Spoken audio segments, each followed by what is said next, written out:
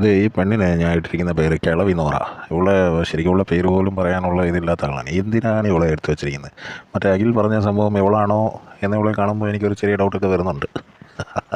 ഇതിപ്പോൾ കോൺട്രവേഴ്സി ആയി പോകും. ഇതിപ്പോൾ ഞാൻ എൻ്റെ ചാനൽ വലുതല്ലാത്തതുകൊണ്ട് കോൺട്രവേഴ്സി ആവാനുള്ള സാധ്യതയില്ല. ചിലപ്പോൾ വലുതായിരുന്നെങ്കിൽ ഇത് വലിയ പ്രശ്നമാണ്. എന്ത് തേങ്ങയ്ക്ക ഈ മൈരി പെണ്ണിനെ ഇവിടെ എടുത്തു വെച്ചേക്കുന്നതെന്നാണ് എനിക്ക് ചോദിക്കാനുള്ളത്.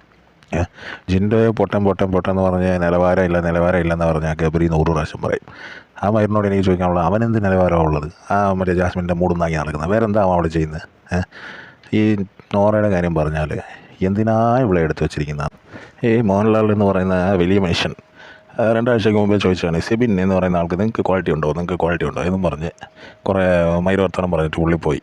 അവനെ പുറത്താക്കാനുള്ള കാരണം അതാണ്. അവൻ തന്നെ പുറത്തായതാണ്. പക്ഷേ അത് അവസാനം അവനെ പുറത്താക്കിയതാണ് എന്നൊക്കെയാണ് പകൽമാരാർ പറഞ്ഞു നടക്കുന്നത്. എന്താ കാര്യമെന്നറിയില്ല. സെബിൻ്റെ വർത്തമാനത്തിലും അതുണ്ട്. പുള്ളി പറയുന്നത് മെഡിക്കൽ ട്രീറ്റ്മെൻറ്റ്